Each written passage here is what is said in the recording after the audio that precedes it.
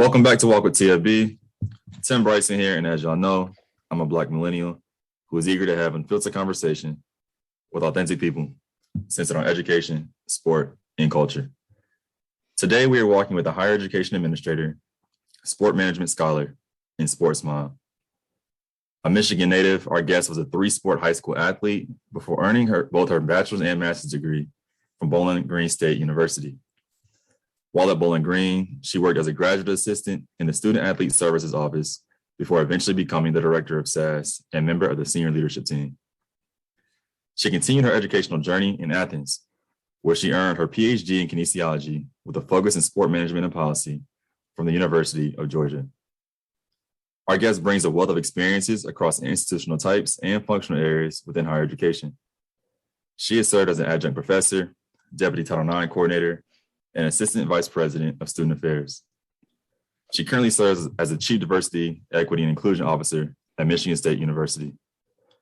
Alongside her work experiences, she is the founder of Ashby Consulting LLC and founder of the Women in Sports Forum, a mission-driven event dedicated to increasing access and learning opportunities for women as they walk boldly into their purpose.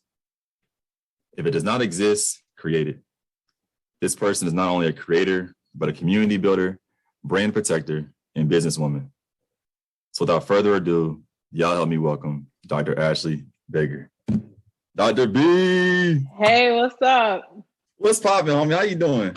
I'm good. I'm excited for our walk today. I've been really looking forward to this. But I'm good. I'm blessed. No, I'm glad to hear that, yo. Like before we jump into some of the questions that we're going to be asking, I read an article recently about you. It was, I guess, 3 years old, and it said 5 things you can't live without. Remember this? I do. I don't remember what I said. Well, one was leave-in conditioner. We're not going to dive into that right now. But the other was books. You like to read a book every month. My leave-in conditioner is I'm serious. I got to keep these curls popping. As you should. But it says you read a book once a month. I do. I haven't. I've been slowing down a little bit, but I try to read one new book. Sometimes I reread books, so it's not that it's like a brand new one all the time, but I consider myself a lifelong learner. If I'm not reading or like filling myself up with knowledge, like I don't feel right. Sure. So yeah, I'm reading right now, We Will Win the Day by Lewis Moore. I'm moving slow through it. I'm hopefully going to use some of this Thanksgiving time, but it's about like the civil rights movement and Black athletes and activism. So that's what I'm reading right now. Wow. Okay. Hey, and I got my bookshelf back behind me too. Like I don't play about my books. No, I like it. I love it. So check this out, Dr. Baker. You know how this goes. You're an avid, loyal listener, and I appreciate you. Our community appreciates you for the work that you continue to bring to our industry. But before we learn more about your story, what's bringing you Black joy right now? Ooh, so there's 2 things. The first one, my son. So my son is a high school football player. They're playing for the state championship this weekend. And it really isn't about the football and the playing for a championship. It's that like his joy is my joy. You know, we transitioned back here to Michigan. While I'm from here, he's never lived here. And we're not quite home. Like I'm a good hour and 45, hour and a half from even where my family is. But that transition, moving my 9th grader in the middle of his 9th grade year to a place that he had never lived before, a place that I really hadn't lived before, wasn't familiar with, I was really nervous. And the way my child has come here and thrived, that really brings me joy. Like I can sleep good at night knowing my kid is okay. That's the first thing. The second thing, the holidays. Like I got my Christmas tree up already. I absolutely love the Christmas holiday. Even though I've always like worked through the holiday, so it's not really time off, but there's just something about like the holiday Christmas time that I really love and enjoy. So that's what's bringing me joy right now. Love to hear that. Still love to hear that. Shout out to your son. They better win this weekend. Yo, listen, they won this high school. They won a state championship last year, so they like on this. Let's get this back to back win, and I'm excited for him to be a part of it. Like he got injured last year during his freshman year. He broke his collarbone and he missed the rest of the season. So for him to be able to transition here and then this school and this space to have so much success, I'm like, man, I love that he gets to experience it. That's awesome. That's awesome. Which ties into your dissertation as well, which I know we'll dive into a little bit later. Okay. But I'm gonna keep us moving in the segment one. And so doing research on you and about you, I learned a lot. And one of the things that stood out to me was you spoke about how you really got your interest. One of your first experiences with equity in sport was when you joined the men's golf team, right? But I'm not going to tell your story for you. So Dr. Baker, what's your story? Okay, yeah, wow. Man, you really do your research, huh? So I like I said, I'm from here in Michigan. I grew up in Pontiac, which is right outside of Detroit. For the sports historian folks, it's where the Silverdome, the Pontiac Silverdome, where the Lions used to play before they moved them to downtown Detroit. That stadium was there. And then also Auburn Hills, which is just on the north end of Pontiac, is where the Palace of Auburn Hills used to be, where the Pistons used to play. So that actually is a really critical part of my story, in that I grew up in a space and a place where sports was everywhere, right? Detroit is one of still only a few cities that has, major professional sport, multiple major professional sports teams. We still got the Red Wings, Major League Soccer, things like that. So I grew up in this space where sport was a big part of our everyday lives, in conjunction with the automotive industry. So where I went to high school was a mile from the Palace. We used to actually have basketball practice in their practice facility sometimes. And one of my first or second AAU teams was the Detroit Shock. Like, we were the Shock. We were a little version, a high school version of the Shock, when the Detroit Shock were still here in Detroit. So I got to see women's professional basketball, men's professional basketball, football, things like that. But I went to a predominantly white high school. I actually went to the school from 3rd grade to 12th grade. And it was a private Christian school. So my dad, he was a minister for a majority of my life. And then he had his own church. So I'm a pastor's kid. He didn't become a pastor until I was much older, but like ministers' kids and the pastor's kids, we all rolled together. But I grew up in church. In Pontiac, Pontiac, the area that I lived in was a diverse area, but like everything we did as a family was kind of centered around Black folks. And I didn't pay attention to it and even understand the value of that, or even how intentional my parents were about making sure that I was around a diverse group of people. So I went 3rd grade through 12th grade, this white Christian school, very strict, very structured. My school, like, as girls, we had to wear skirts. We can only wear pants, like in the wintertime when it was cold. All types of rules and things. Like, it's why when I talk about dress codes and how they impact Black students, like, I lived it. But my church, blackity black. My friends at home and in my neighborhood, there's a big group of them. We actually all went to the same school. But then we had a public high school that was right down the street from my house. So then the rest of the Black kids in my neighborhood went to Pontiac Central, which isn't a high school anymore.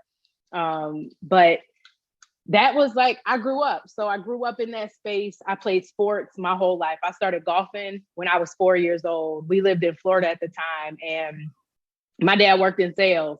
And actually, one of the reasons he moved to Florida was because he worked in sales and he liked to golf. So his job every day was, out on the golf course. And he taught me how to golf very early on. I say this all the time. I've always golfed from the men's tees. I was never allowed to, he didn't let me. I couldn't golf from the women's tees. He was like, nah, you right here with us. And so he taught me very early on. Like, we spent time together on a golf course. And I played basketball. And I also played soccer. Like, it was only like one season. I ended up getting in trouble, and my parents pulled me from the soccer team because I wasn't doing what I was supposed to do at home. But that K through 12, and really the 3rd grade through 12th grade experience for me, I had great success in sports and basketball. So my high school, my coach now has since retired, but he had like 20, 25 consecutive district championships, regional championships. My junior year of high school, we were in the state semifinals, things like that. And my sport experience, I think I didn't understand it until now. Like there's so much that now I put language to it and I really understand it. You know, I went to a high school that we were extremely successful. And I look back now realizing actually how good of an athlete I was, but that space never validated how good I was as an athlete. So my junior year, I was the only junior that started on our team, all the seniors, and all of them went to college to play basketball. So that was also our same year that we went to state semifinals. We lost on a buzzer beater, and there's a part of the story. It's why I do what I do now. Every single one of them went to college to play basketball. And to this day, I know I was just as good, if not better. They were in my coach's office watching film. He was, you know, this is back, we got to go pre-social media. He was sending out film for them. He was contacting coaches for them. He never did that for me. My parents did not go to college. My dad is retired. He went to the Air Force. And my mom, she graduated high school and she held factory jobs for a lot of her career. And then she had an in-home daycare for the majority of my life that I can remember. And they didn't know anything about recruiting. They didn't know anything really about college sports. My dad's brothers had all played in college. They all played in college. They're all in the Hall of Fame. I had cousins playing, but it wasn't a part of our experience. And after I went to college and started getting exposure around college sports, I was like, yo, I could play with them. Like, I'm better than them. So that was like a really interesting part of my experience. I was normally the only Black player on most of my teams. So I grew up what I consider getting diverse experiences, but I didn't understand what they were. But now that I can reflect back, I think it helps how I navigate the world now, because I can connect to some of those experiences and make sure that that same shit doesn't happen to me now. And how I navigate the world, particularly when I'm in predominantly white spaces or even in sports spaces. But this stuff, like it started happening early in my life, and being the only Black person in the room, while I know my parents certainly meant well in terms of getting me, you know, a very good education. I had a great education where I went to school, you know, minus some of the Bible classes. But, you know, it opened doors for me to go to college. I had a full academic scholarship to go to college. So that was the other thing. Like, I was smart. So you know, there were times where I was like, oh, well, maybe he didn't push me because I was smart. Like, he knew I would go to school for academics and all that. But like, I look back and I'm like, yo, that wasn't invested in me as a young person. But I went to Bowling Green for college. Like I said, full academic scholarship. My parents had to pay like pennies. When we went for orientation, my dad walked up to financial aid and they were like, yeah, so she has this full scholarship for this. And like, when I tell y'all, I never really see my dad shocked, or he was completely shocked. Like, there was a scholarship that I was awarded that I never was notified about. So he was there like, all right, we about to have to pay for this first semester. And they paid pennies. Like, I had to like pay for my books or something. And my first semester at Bowling Green, I was 2 hours from home. It was my first time, you know, living away from home. I'm the youngest of 4 girls. So I'm the baby. Everything that comes with being a baby of the family. We're special. We're the best, right? You have to stop after we're done because you can't get much better. But I went to Bowling Green wanting to be a doctor, right? I knew I wanted to work in sports. And the only thing that I knew about sports was that they had doctors and like they had coaches. And I knew I wasn't going to coach because, again, I didn't see women who looked like me who were coaching, nor was I exposed to them. I have never had a woman head coach for any sport that I played. Never. And so I was like, all right, you know, I'll be a doctor. My uncle was an orthopedic surgeon and he was a team doctor for University of Toledo's football team. And so I'm like, oh, you know, I could be a doctor. I could work with the team. And I took like biology 101. This shit was so hard. And I went and talked to my advisor and I'm like, so what, you know, if I don't get into medical school, what what do I do? Like, he's like, well, you could always teach. I was like, teach biology? No, that's not it. So I stayed in that major for like one more semester while I was taking all my electives, your general education stuff. And I decided, I was like, maybe I'll go into business. I don't know how it's going to be connected to sport. Silly me, right? But I'll age myself a little bit. In 2000, I didn't really make that connection between business and sport like that. And so I switched my major to business marketing. My second semester of college, actually started working in the recruiting office and at the switchboard.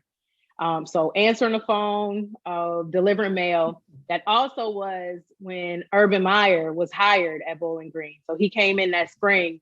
They fired our previous coach that fall after the season, and Urban came in the spring. So everything kind of changed in that athletic department as it related to what I was seeing around football and things like that. So yeah, I was working in recruiting office, logging tapes, the databases and everything totally different now.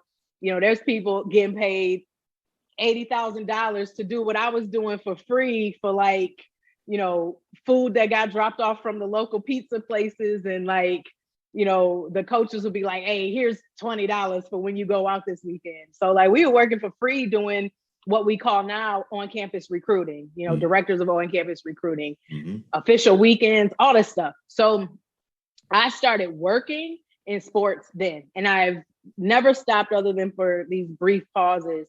And I've always told this, working at the switchboard for me, I got to know everybody who was in the department. So the way our stadium was set up, you came up the main tower and you had to pass the switchboard to go to the left or to the right. And I always spoke to people, always said hello. I knew who people were because I was putting mail in their mailboxes. So I would see their names and they'd be like head coach of this and, assistant AD for this. So I started learning titles and positions. And my eyes got open to how much went into running an athletics department, from answering the phones and delivering mail. And I worked in the football office and in the athletic department all 4 years of undergrad. And when I graduated, I took a internship working in the athletic marketing office. And I hated it. I think I was listening to one of the other podcast guests that you had. And it was like, until I did it, I really thought that it was something I was going to love. And then I tried it and I was like, yeah, this is trash. Like, I don't want to do this. I was working long hours, things like that. And I realized, yeah, this isn't it for me. And about halfway into that internship, $1,000 a month pre-tax. So it was still taxes coming off of that, no benefits. But I was in the cornfields of Ohio. So I wasn't living bad, but I wasn't balling or nothing. And halfway through that internship, I actually found out I was pregnant with my son. And I was working so many hours in the marketing office. So we were setting up before events. I was at every sport, doing group sales calls and setting up A-frames and doing the on-court and on-ice promotions and things. And I had started to take part-time classes in grad school because I got denied. I'll tell this story, a quick one. Let me finish this and then I'll tell you about the University of Florida. I was taking classes part-time. And so when I realized like, okay, I don't like this marketing stuff. I can't do it forever. I knew, I was a single mom. I knew I was going to be a single mom. And I had my parents, I had my village of people, but I said, let me just get this degree. Like, I'm probably going to need it anyways. We had a sport management program at Bowling Green. I knew all of the faculty there because in undergrad, when we were coordinating recruiting trips, we were taking our athletes there to meet with faculty and everything. So I was familiar with campus, things like that. Went back to grad school. The quick grad school story, and I know I don't want to, it's so much for us to talk about, but I actually have it on my computer screen right now. And I've referenced this on social media like a couple times. So I applied to grad school at the University of Florida, straight out of undergrad. And now don't get me wrong, my grades were not what they could have been. I had like 2 bad semesters, and from that point on, like it didn't even matter what I did. My GPA was not coming all the way back up. So I actually graduated from undergrad with a 2.75. And so when I talk about GPA and stuff to students now, now that I'm not an academic advisor, I'm like, man, fuck that GPA. Like, but for eligibility purposes and scholarship purposes, like those things matter. Sure. But to think that something like that could keep you from furthering your education, like to me, that's trash. It's not true. I tell my son all the time, I had a 2.75 and now I'm a doctor. Like, what y'all gonna tell me? Like, I don't even have to reference my GPA no more. But I got an email when I applied from a professor there at the time. I actually just pulled it up. I'm gonna read it real fast. Perhaps you should study in those areas instead. Perhaps your motivation was better in those areas, or your comprehension of the material was better. I don't know. I would find it extremely difficult to admit you into this program without some indication that you had the ability to do the work and were motivated to do the work in this area. So I called them like after I got it, and I was like, my ability, like, what's that based on? He's just like, I know your GPA is this and that. I just don't think you would be capable of getting a degree here. And I was like, yo, I called my dad crying. It was probably like some of the worst rejection. And there was no like, I had worked in college athletics. Like, to me, when I filled out my application, everything, I'm like, I've worked in college athletics, as an undergrad student. I was actively involved in understanding sport management, as a student worker. And I felt like I exemplified what you would want in a graduate program. And my man's like, nah, I don't think you could do it. So I was like, bet. Now I got to prove you wrong. So I said, all right, I'm gonna go back. I knew Bowling Green would let me take classes even without applying full time. So I was like, I'm gonna just dibble and dabble in the classes over there. And I was just taking them one at a time, getting A's. And I was like, you know what, let me just get this degree. Let me just finish here. So that was like, they counted me out then. And I was like, all right, I'm gonna keep that in the back of my head. But I printed it off. I have it on a piece of paper with a magnet on the back. In every office that I've ever had, I put it up on the wall. And I have it, like I said, on the desktop of my computer. It's my motivation for everything that I do. That this man told me I couldn't even get a master's degree in sport management. Bet. So here I am now, right? I won't go through my whole resume. I worked at Bowling Green for about 7 more years. So I went from graduate assistant in academics to ultimately becoming a director. And I really got to a point where I wanted to understand what was happening in the industry more. I was spending time studying and researching and reading journal articles. And like, I would come back to our coaches and be like, hey, like I read this journal article, you should read it. And they'd be like, can you give me the bullet points? Like, give me the Cliff Notes version. I'm not reading a whole journal article. And it was then, and I've heard you say this before too, that I was like, listen, the way that this information translates into practical spaces, it has to, because there's great research out there and there's great knowledge out there. But, folks working every day in athletics aren't reading 30-page journal articles. And the way that we consume information is so different. So that was part of, I said, you know what? Let me go to grad school. Like, let me go get my PhD. I knew I wanted to study race and sport. And one of the Bowling Green faculty members, she reached out to me and said, hey, I heard you want to go to school. You want to get your PhD. I want to introduce you to one of my colleagues, Dr. Billy Hawkins. I think you need to have a conversation with him. He's at the University of Georgia. Have you thought about where you want to go to school? And she connected me with him, had a phone conversation with him, explained what I was trying to do and what I wanted to do. And I applied. Georgia is the only place I applied to. And I said, if I don't get in, then I'll just keep working. I was a director of student athlete services. I didn't need to do much more. Like, I was like, I'm good. Get a couple pay raises here and there. And I got accepted. And I was like, oh shit, now I gotta go. Cause I said I was gonna go. Yeah. And it was phenomenal, working with Dr. Hawkins, the access to his network, his knowledge, just to sit, like I got to just consume information and knowledge, and it's completely reshaped. my thoughts about the sports industry, about the way Black people navigate the sports industry. And upon getting ready to finish, I got a call from the athletic director that was at Xavier, University of Louisiana. And he had actually been my first boss when I worked in marketing. And he called me, he said, I'm at Xavier. I need somebody to come do X, Y, and Z. Like, you interested? And I was like, I don't know. Like, it's New Orleans. Like, I don't really know if I want to live there. He's like, just come visit. And I went there. I walked in the arena. We had a 4,000 seat arena there. And I started walking through the campus and like met the staff. And I was like, yeah, I got to come here. Like, I got to come experience what this is and be a part of this. So I worked there for a couple of years and then eventually moved over to Vice President Student Affairs office to lead some broader initiatives around diversity, equity, and inclusion and social justice. And then this Michigan State job opened up and, here I am. So I guess they call me some type of expert in this industry. But, I just been living and navigating my way through this and learning everywhere I go and with every experience. So yeah, that's some of my motivation. No, I love it. I'm writing that down, living, navigating, and learning. It's really a trifecta as we think about not just what you've done, but I think even what I believe it was Dr. Willis has said, right? That it's more than personal.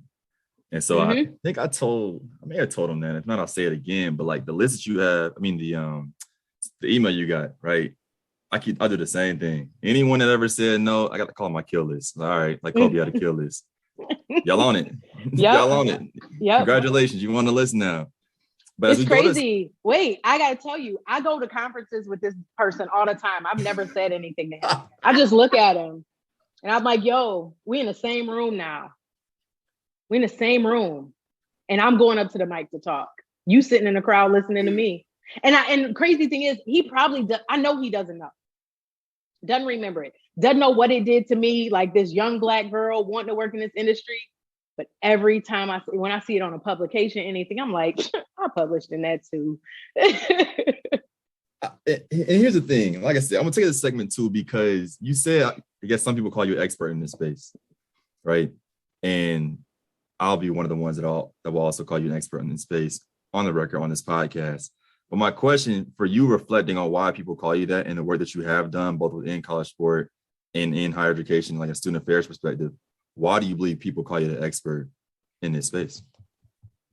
I think the credentials, right? There's a part of it of like the assumption and the assumptions about when you have a PhD, that academia and that academic side that tells us those people are experts. I think that's one part of it. The other part, I'm pretty vocal and not like, not in all the ways I think that others are, but I don't really have a problem sharing my perspective. But it goes back to what I said before. I've educated myself on this. Like, I don't talk about stuff that I don't know about. And if I don't know about it, I go learn about it.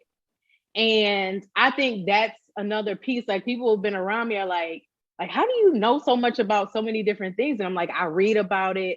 I immerse myself in understanding things because I know these things that we're experiencing and are happening in our society aren't just like one-off events. Like, they're a series of things and there's structural issues and there's systems that operate that this is the result of it. And so you have to understand the history of things and understand how things started and to get a better perspective on why things exist now. So I think that's maybe some of it. I don't know, but I feel like you gotta ask some other folks, like, why? Well, why y'all think Dr. Baker's an expert? Well, I'm gonna tell you what I think. Right? Okay. And one of my biggest pet peeves, and I've said this, and I'll continue to say this, I don't care. It's our shit. One of my biggest pet peeves, especially when all these chief diversity officer positions came out or being released last summer and even now, is that what these positions have become, and we're going to talk about this ADI piece in a second, but what they become at least a year later is programming position, right? You throw a little sprinkle of on the calendar here, you might throw a little potluck over here. Little book club, you want to be in a book club? You see what I'm saying? And you're not doing that, right? Because you mentioned, you got to go back to the history. We got to talk about systems. We got to talk about structures.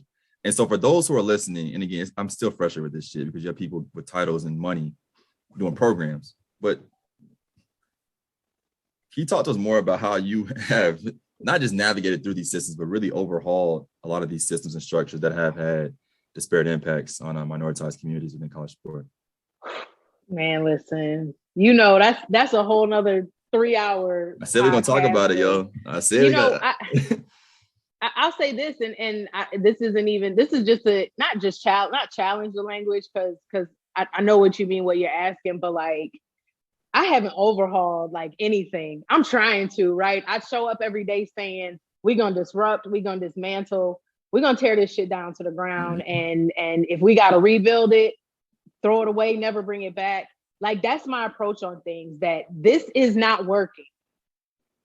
We gotta tear it down. And so I think that, to me, you know, when I first got here to Michigan State, it's something that I said to everybody. You know, people start asking questions like, oh, you know, what is she doing? What's she getting done? Because I wasn't doing book clubs. I wasn't doing, you know, this theme game, that theme game. I was like, I want to see the data. Mm-hmm. I want to talk to people. I want to look at our handbooks. I want to look at our policies. I want to look at how we operate. And people were like, whoa, what do you mean? Like, we thought we were going to do workshops and trainings. Nah, I mean, we will. I got some folks for that. That's not what I do. Mm-hmm. What I do is take our system, look at our system, and find out where we have to get better. And I'm with you. I have so much frustration. Like, it's funny because sometimes I feel like I'm a hypocrite in many ways, because I'm like fundamentally against some of what this has shown up as in sports, what DEI has shown up as in sports. But when I left and went to Georgia, I knew I was always coming back as a practitioner. I didn't necessarily care to be a faculty member now. I've taught all types of different classes, but I wanted to come back and impact like from within. Because I had that experience, like, can you change it from the outside? Do you have to be in it? I do feel like you have to be in it. I do feel like you have to be in rooms. You gotta be vocal. You gotta be willing to not be liked. You gotta be willing to tell people, no, that's not right. That's not how we should do it. And then turn around and offer suggestions and recommendations and strategies around how to be better.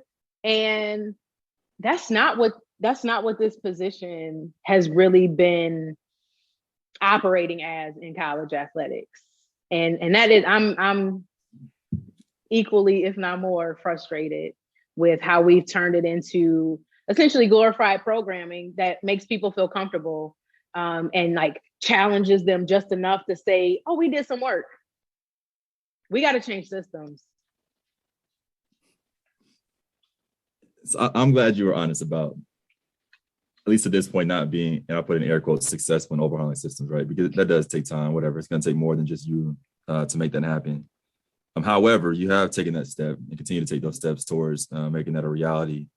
But an additional frustration point for, I think, many people who are either in chief diversity officer roles and or those who are just committed to, you know, justice across, you know, all identity groups, is the new athletics diversity and inclusion designee affiliation that the NCAA has sponsored and endorsed. Mm-hmm. And I know you and Dr. AJ spoke a little bit about what this is and what this isn't. But for those who are not able to catch your program at the Infrared DEI Summit, can you talk to us more about, like, one, what that is before diving into some of the nuances of it as well?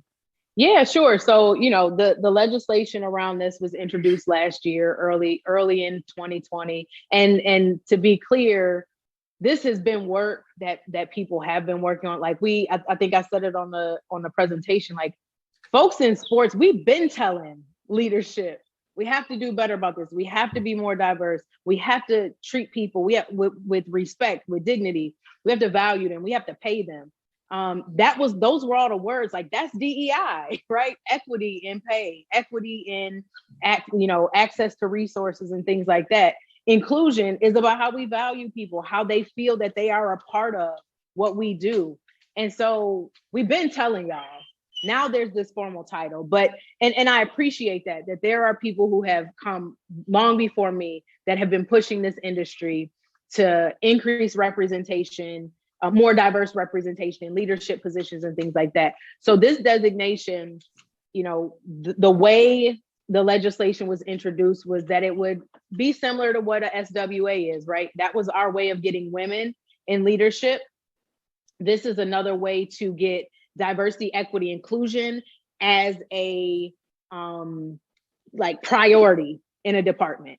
And so the designation is really only about being a liaison to the NCAA, to your conference office, as it relates to, programming or various initiatives, things like that.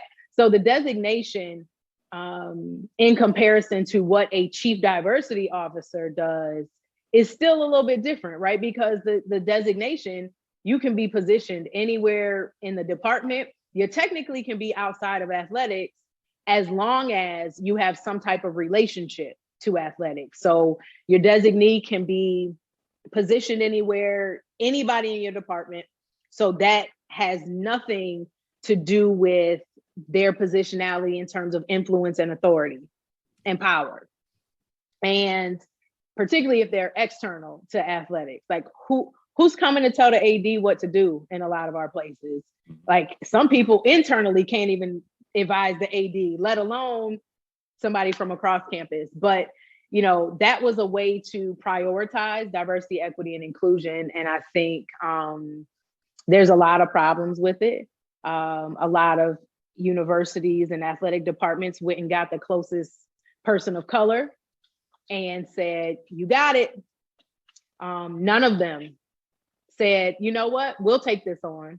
We'll do it. We went and found people of color, marginalized identities, and said, they know what it's like.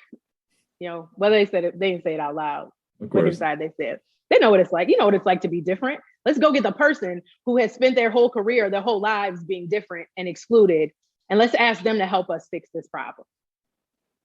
So the people who didn't create the problem are the ones doing the labor to fix it and to dismantle it. And they're most often not even in the decision-making rooms. And again, I knew we would talk about this. I'm very critical of it, because if we are talking about shifting culture and change that's systemic, you have to be in the decision-making rooms. You have to be in the rooms where you can challenge what department policy is, what department protocol is, where you can sit in a room and say, hey, when we are allocating resources or making decisions that impact the people in our department, you aren't thinking about this. Have you educated yourself or considered this? And many of those people, they're not even in there. You don't even get to see the books. You don't get to see the compensation. And so that it's one of the things that I appreciate about my role. And from very early on in my position, it was very clear. So our current athletic director, Alan Haller, was our deputy AD. I had a dual reporting line to him and our other athletic director at the time, but I primarily worked with Alan. And from day one, he was like, you get access to all the data. We got to let you see it all, because you won't know what we need to change or do if you don't have a real glimpse into what our current status is. Now, a couple months ago, he became our athletics director. And I was like, oh, green light. We don't even have another stop. I don't have to have any more conversations. And we're doing an equity audit right now. I have every piece of data on our staff: pay, benefits, if you get a car, you get a stipend, how much Nike money you get, all of it. And we're doing a huge data dive, looking at where our resources are going, how we compensate, how those decisions are made. That's real DEI work right there. It ain't sitting in a workshop. It's not just, let me not say that, because those things are important. Education awareness is one of our areas of impact and part of our strategic plan around DEI, but we can't workshop our way out of inequity. We got to look at numbers and say, this is here and this is here. What do we need to do to get it so it's more equitable? Not equal, but equitable. That's facts. And that's facts. And shout out to Michigan State, first and foremost, for taking this head on. But there's 1,100 other schools across this membership that are either choosing it or not choosing. to act in the same way, right? And my question is why? And it's not a rhetorical question as much as it sounds like I know the answer, but like, why aren't more schools doing this? Because the only thing I can think of right now is that we don't want the truth to be, set free, right? But why aren't more schools doing this, especially if you are externally facing, saying this is what we're committed to, right? Either in print and or on the competition surface. So I'm gonna tell you this. I say this all the time. People and entities will protect their power and privilege at any cost. And in my opinion, it's not just happening in college athletics, like it's happening in our society, but people are protecting their power, their privilege. They use information and knowledge as a form of control. And what you said, like nobody really wants to be honest about how much we've messed this up. And it isn't until it becomes like front page of the news, right? I most often refer to the equity report that the NCAA released. Like that's the water is wet report. We knew that. Mm-hmm. You knew that. So we went and paid, millions of dollars for a law firm to tell us, one, what our membership has always been telling us, what our student athletes have been telling us, but y'all don't like to listen. Protecting power, protecting these hierarchies, and like the streets been telling us, right? Researchers have been telling us. All these individuals who do research on equity in sports and race and gender and the intersection, they've been telling you. Like, pay me a couple million. I can come in and tell you everything that was in that report. It might not sound the same, but I think that's what it is. Like, we're not willing to peel back and be vulnerable and admit we've messed this up and we really need to rectify it and fix it. Like, but I also feel like the train is going, it's off the tracks, ain't no brakes, and no one is courageous enough to just stop it and say, this ain't it, y'all. There's too much at stake, right? There's money, there's, as I said, there's power, there's all these dynamics. They're protecting, and I say they meaning the industry, right? Because this isn't necessarily just about people. Like, I genuinely believe people are inherently good. Like, I mean, there's bad people out there, but I think people mean well. But the systems we operate in do not exist for everyone to thrive. And we don't want to talk about that. I mean, some of us do. But collectively, we don't. I mean, across the industry, we don't. And you mentioned people, people mean well. I'm laughing because I'm setting this up. People are courageous. And they were courageous, particularly with, I don't know if the game still happened, but the coaches versus racism game on last. And I think that's what I'm referring to, right? As much as you meant well with the graphic and the name of the event, yada, yada. How are we having a game about coaches versus racism, but coaches are still perpetuating racism within your athletic department? Right? We can't even say the word racism in our athletic department spaces. But one of the ways in which, shout out to PhD candidates across the country, but one of the ways that college sport is flawed in many ways, right? And continues to show how much it is flawed is within the recruiting process. And you wrote a dissertation, He's My Child, I believe it's entitled Narrative Inquiry, about this process, particularly focusing on the experiences of Black mothers. Talk to us more about this dissertation. This is very unique, and I'm glad you took the time and energy to write this. Yeah, so it really went back to, there's a number of reasons why. When I worked at Bowling Green, I worked with football for a long period of time. I also worked with men's basketball. And I started to notice over time that when Black families were coming through, the moms never really asked a whole bunch of questions. The majority of the time they would ask questions is when the coaches weren't around. And again, this was my own experience. I use actually the intro in my dissertation is a transcript of a voicemail. A mom left and she's like, hey, Ashley, I was Ashley at that time. I was there with my son. I have a lot of questions. And I'm like, you just sat in my office. We sat there for like 45 minutes And I gave my little recruiting speech, and Mm-hmm. you were like, nah, I don't really have any questions. Y'all have questions? Our coaches, we're just having general conversation. And it wasn't until she left that space where she called and she started asking all these questions about, how the institution operated. Is my son going to be good? What do you think about the coaches? What do you think about this? And one, I was very fascinated by that because I'm like, what's happening in our spaces where these moms aren't asking these questions? Like, is it us?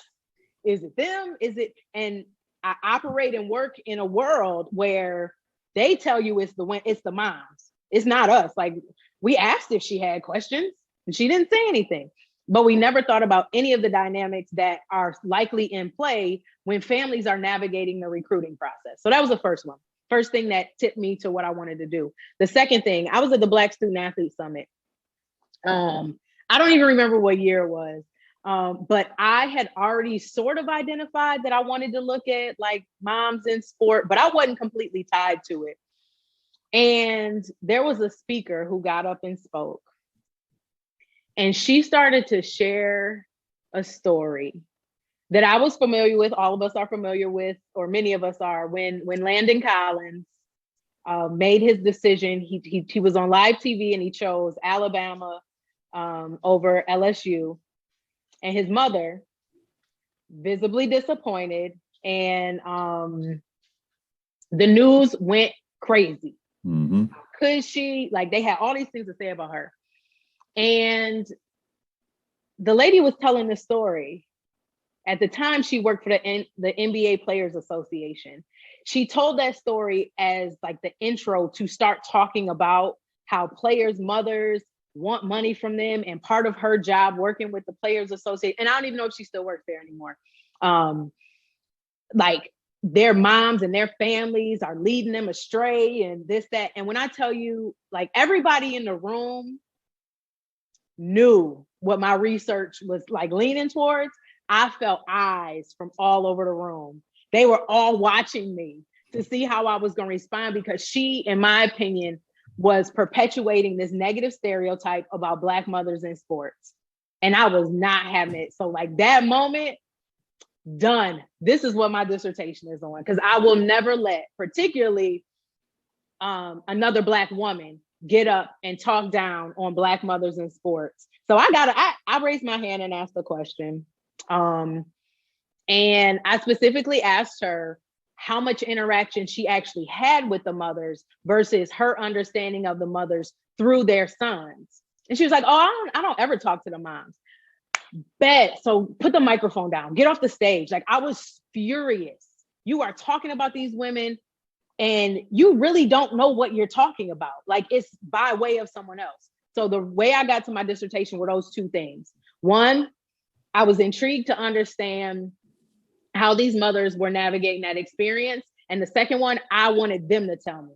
I didn't want anybody else to tell me. I don't want a coach to tell me. I don't want their sons to tell me. I want to hear from them. I want to sit and talk with them. I sat in their living rooms. I sat at their jobs, and I just talked to them. Because I don't care what anybody else has to say about Black moms in sports. I care what Black moms in sports have to say.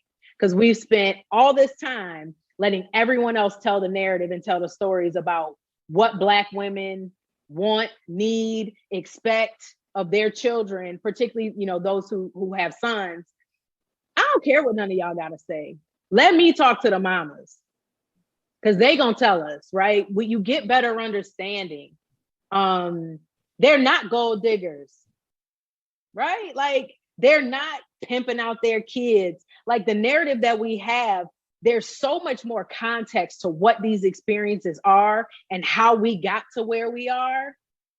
And everybody want to tell the story, but they don't want to let Black women tell it for themselves. That don't work for me. So that's how I got to my dissertation. Yeah, it don't work for me either. And in your diss, I call it a diss now, or a dissy. But what you find?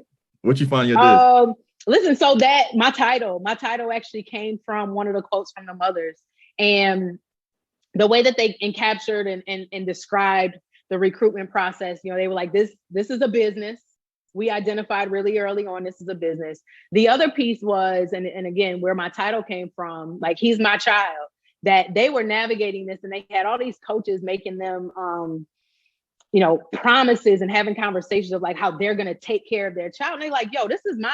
Like I had him, right? Or I raised him or whatever. Well, for mine, they did have to be their biological mother. So I raised him, like I gave birth to him. This is my child. He's now going to come into your world. But like, let's never forget, that's my baby over there. He's not yours. And they talked about that like they felt that their sons were like this like level of property. And that majority of the coaches that they had interacted with really approached it from like, you need us to help you take care of your child and get him where he needs to be in life. And they were like, you can be a part of that, but you're not the sole part. You're not the only reason. And then like the other piece was that it was about relationships. Like they were very clear about the individuals that they didn't feel like they trusted, those who they felt were genuine in trying to establish a relationship with them, with their families, with their sons, things like that. So relationships, a business, and kind of this possession or ownership over these young men. It was probably 5 years ago. Yeah, I finished in 2016. Yeah. 5 years ago. And I mean, we're still seeing, this property, right? That's what I want to use. This property component of sport and coaches and systems seeing black men, black women as property. And my question to you, and this is gonna be this part 2, part 3, 4, 5, 6. But like, what do we do from here? Right? Like, what do I do? What can you do? What do we do together, particularly those who are inside the business, to address, the issues that you just named? Elaborate. In my signature of my email here at Michigan State, I have a quote at the very bottom that says, "Speak up, even if your voice shakes." That's not my quote. I don't know who said it. Like I've seen it a lot of places. And even when I search it, I don't know if I've ever really come up with who said it. Like we have to speak up. There are rooms that even now, right, this expert, right, this Dr. Ashley Baker, I'm terrified to speak up in, because I know that what I have to say might piss people off, might shake things up, might challenge and question things that have never been questioned. And I'm not scared of like saying it because I don't want to say it, but I don't know how people are going to respond. I don't know how people like there's a piece of like, there's courage that I have to have in every room I walk in, because when I tell you this, and I think I'm gonna call her Dr. Keaton, even though, I call her AJ, but Dr. Keaton's research is people in these positions, like it's a lot. I know there are people who don't like me. I know there are people who are like, here she come. They probably don't say it that way in their heads when I walk in a room. And, I got a child, right? I got to take care of my baby. I got, I like to pay my bills. I like where I live. I feel like there are times where there's rooms where I'm speaking up and I might be risking my capital in whatever that capital is, right? But I have to. Because if I don't do it, I don't know who else in that room will. And I don't know that we can continue to make this industry better if we're going to be quiet and pretend like we can't fix things or we can't address issues. Then like, how are we ever going to get better? If we're not, everybody doesn't have, I have a level of privilege, right? I have a PhD. So there's a little privilege that comes with that of like the credential, the reputation, if you will. I also know that if like they kick me out of one room, I'm gonna go into another one, right? But everybody doesn't have that. And so that's another thing. Like I say, for those who have it, you got to risk it all for this. Like this is for everybody that's coming behind us. This is for all the people who can't, right? When I go in and say things to my athletic director, I know I'm probably walking in and saying things that other people maybe have thought or experiences they had. I become that representation in the room. I can't be scared when I get there. I have to use everything that has equipped me and prepared me to walk into those rooms and to speak up. So like, that's one of the things. Like, I just always wonder, like, what 20 years ago was nobody sitting in a room like, that's the dumbest damn idea we've ever come up with. Let's not do it. Like, nobody wanted to say that. So I don't say it in that way. Not in all my rooms. There's some rooms where I'm like, yeah, nah, that's dumb as hell. We're not doing that. But like, somebody's got to do it. Somebody got to say it. Why not me? Like that, you got to risk it all. You got to risk it all. You're right. There's a lot at stake. There's a lot at stake for, and you know, I think about it's personal. I know you say this all the time, but like, it's personal for me in that I got a son watching me. I got a son observing me. I am modeling for him what it looks like to navigate this world, you know, as a Black person, as someone who works in sports. There's a piece I want him to be proud of, what he's seen, but I also want to model it for him. If you see something wrong, say something, right? Like, don't let the people around, even if it doesn't benefit you, don't let the people around you suffer just because it doesn't impact you. And that's like, I know we getting close, but I'm gonna say, like, I look at spaces in college athletics right now, and I'm like, some of y'all been real quiet for a whole lot of years. And until some of this stuff started to impact you, you didn't say a word. Where was you at? Where you been? You've been sitting in privilege. You've been sitting in power spaces saying, that don't impact me. Like, let me be quiet. And then when it started to, now you want to be at the front of the room with a clicker and a PowerPoint trying to help us fix it or try to tell us how to fix it. You've been complacent and quiet for decades. Complacent. Let me stop. Complacent. I'm gonna gas you up. We ain't done yet. But they've been complacent. You said complacent, quiet, and collecting checks, bro. And that's just, it bothers me because you got good people leaving this fucking industry that want to be the change, that want to do the work, that want to make the difference. They do. And we'll really show up and do it. We'll show up. They will come early. They will stay late. They will sacrifice. They will work hard. And this isn't even just about like, is it my compensation? Is it my benefits? Like, this is about freedom, autonomy. Like, it's about being accepted and welcomed. And like, this industry don't give a shit in return. Like, we get some, I ain't gonna bring your hat up, but like, we get some gear and we get to go to some cool stadiums and things like that. That's not real. That's not what we want. I mean, it's cool. All right. That's what's up. You know, I like a good hoodie or, you know, some joggers, whatever. But it's like, what is this industry giving back to the individuals who are giving it everything they have? Real. And for the record, I bought this hat out of my checking account. Oh, that ain't no department issue. I call any gear department issue. This ain't department. You can't find this in the department up there. But Dr. Baker, segment 3, yo, right? You're doing a lot of great work. It's no secret. Anyone that follows you and or knows you or knows about you knows that. But how can I and how can our podcast community best support you, like the human you? You know, so I said it before, like the speaking up, like keep being bold in these spaces. I appreciate the community of people who reach out and check on me. And like, there's times where I feel like that's so selfish, but when I start reaching out to my colleagues who do this work across the country, I realize nobody's checking on us. Yeah. So not only in terms of checking on me, check on the people who are doing this work in your departments, the people who want to do this work, but there's barriers in place that don't allow them to do it, right? It could be everything, like I said, from, you know, they don't have the capital to spend to do it. They don't have the energy, the capacity, because they're over here doing everything else in the job description. But like, support those people, build those people up, show up for them. When it is a program, be in the front row. Like, let's go. What you need, you know? But speaking up and having their backs, but like really checking on them.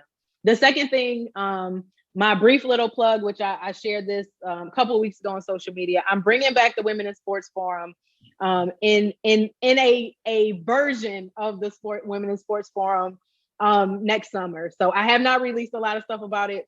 I got some things shaking. We had to cancel it in 2020 because it was being held in New Orleans, and obviously everything shut down. And so we're bringing it back in 2022. So when I start pumping it out, like, I need y'all to show love. We got to assemble the troops. This is about the young women who want to do this work in this industry that, in my opinion, this industry is intentionally keeping them out. They love our creativity. They love our energy. They love our culture. They love all these things. But when it comes down to actually showing that they value and that our presence is valued, we don't really do a great job of it.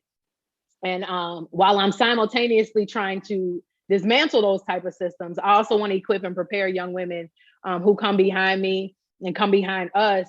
I don't ever want them to have to experience some of the things I've experienced. It's going to be in a book one day of the things that people have said to me, the leaders in this industry have said to me about my capacity, about my ability, about my existence in rooms. And like, I don't ever want people to experience that. So when it's time for the forum, I need y'all to show some love, because we're going to pour into these young women and help equip them to operate in this foolishness while, like I said, simultaneously trying to tear it down. All right, well, you let me know. I'm bringing my shit to whether it's New Orleans or Detroit. We're doing a live episode. We're gonna do it in New Orleans. I'm going back to New Orleans. I got a lot of love for New Orleans, but it's a little unfinished business there with the Women in Sports Forum, so we're gonna go back there. I'm gonna ask you offline too, but you gotta let me do a live podcast at the forum. Okay. Your people, let me help facilitate. I got you. I have a small kind of rule. I'm a bend it, but not completely. So I do have a rule that I only allow women to get up on the stage. But that don't mean we ain't got a side stage. But I mean, this is, you talked about this, I think, on your podcast as well too. Like, I'm kind of like, listen, men in this industry always get to talk and be on the stage. Goes back to my dissertation as well. Like, this women's time to shine. Y'all could be here. Some of y'all got to sit down and learn, but some of y'all that are about this work, like, I got space for you. I got love for you. Respect, yo. Whatever you need, you just let me know. I'm on it. The venue I'm having it at, like, now I got some things swirling in my head. I got you. Just get ready. Well, before we bounce, Dr. Baker, a few questions for you. Your favorite sports memory is first. Okay. So I mentioned this. It's favorite, but also most memorable, not because necessarily it was the greatest, but because, again, it's changed the trajectory of my life. That semifinal game I told you we lost in a buzzer beater. We ran a play. We were well known for this play. We had a guard our shooting guard over in the corner, opposite of the ball, like right down in the corner, 3-point line. And our point guard would literally drive full speed straight to the baseline, like not towards the basket, but straight to the baseline. And she would basically go out of bounds, pass the ball across to the opposite side. Because, if you see a player just dribbling towards out of bounds, you're like, where are you going? So nobody would pay attention. So that play worked a lot of time. In our semifinal game, I had actually fouled out. I was our shooting guard. I had fouled out. And when he called the play on the bench, I sat there in my head and I was like, I know they're going to know we're passing it. We should put our other shooter at the 3-point line. So when the ball comes past, instead of throwing it across, you pop it back to the 3-point line. I never said anything. I've watched that play a number of, she was wide open behind her, because they knew where we were going. They tipped the ball out of bounds. We lost.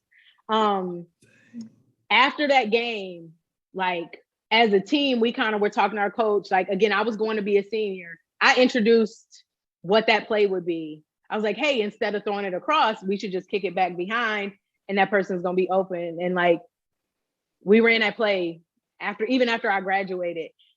I say that it's most memorable because I kept my mouth closed when I knew I should have said something. I knew I should have said it. And I have told myself I'll never let myself do that again. That's good. It's a really good example. I love that.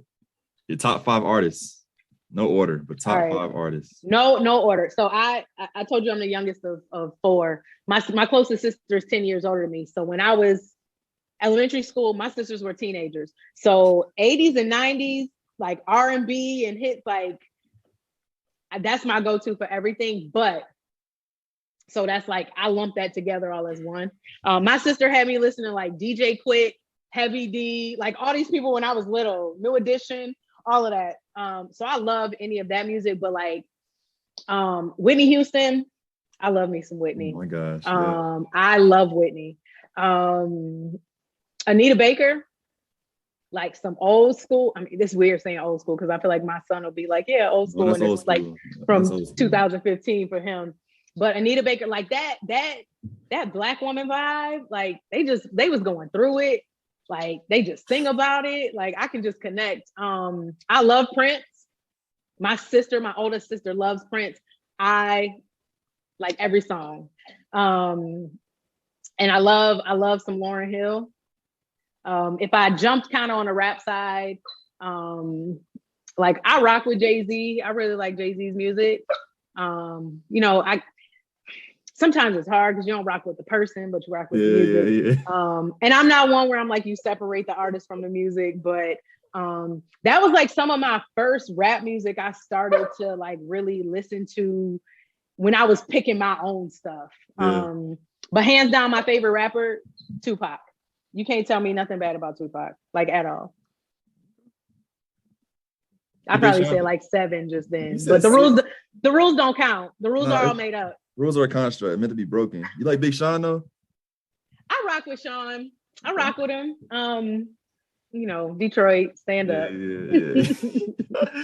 Next question. If you could go to brunch, you plus 5 people, bottomless brunch, who you bringing? All right. So since the rules are made up, I actually have 2 answers. The first one, my 4 grandparents and my son. So 3 of my grandparents passed before I was even born. I never met them.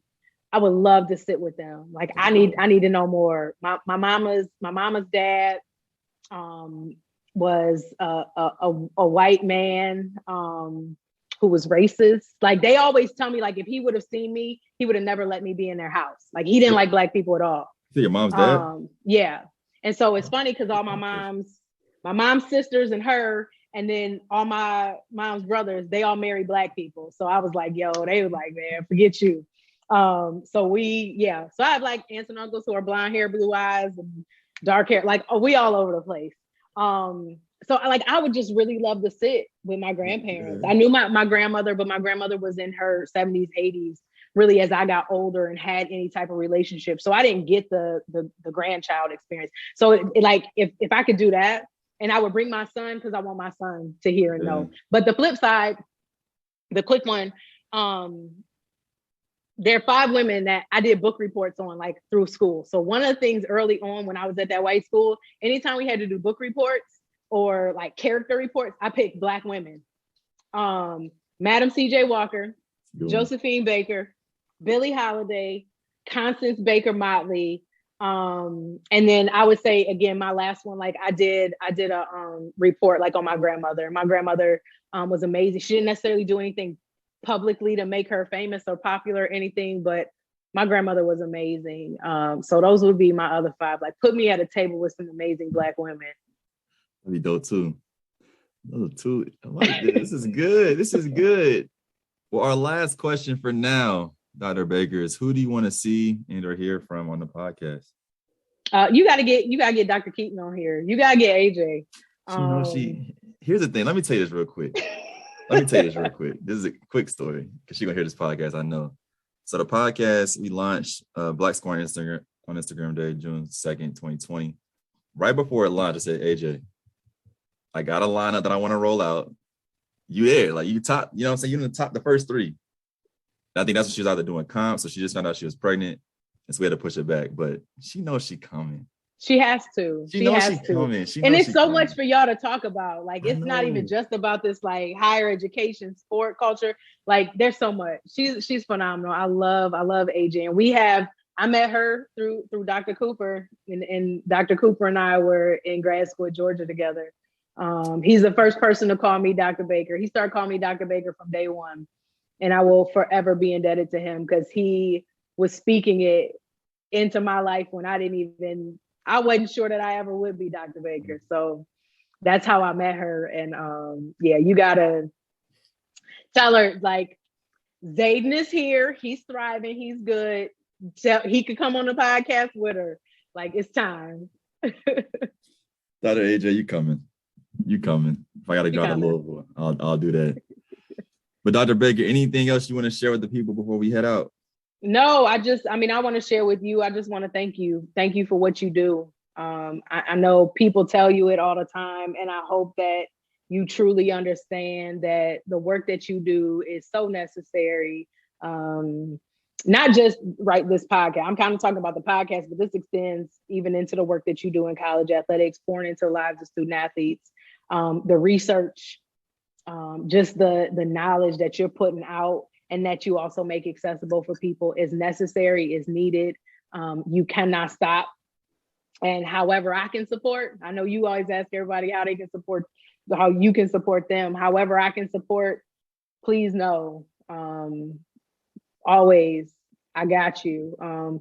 And I got a gang of folks with me that will always support the work that you're doing, not just in college athletics, but even beyond. And, you know, go and get these letters after your name too, and keep shaking shit up.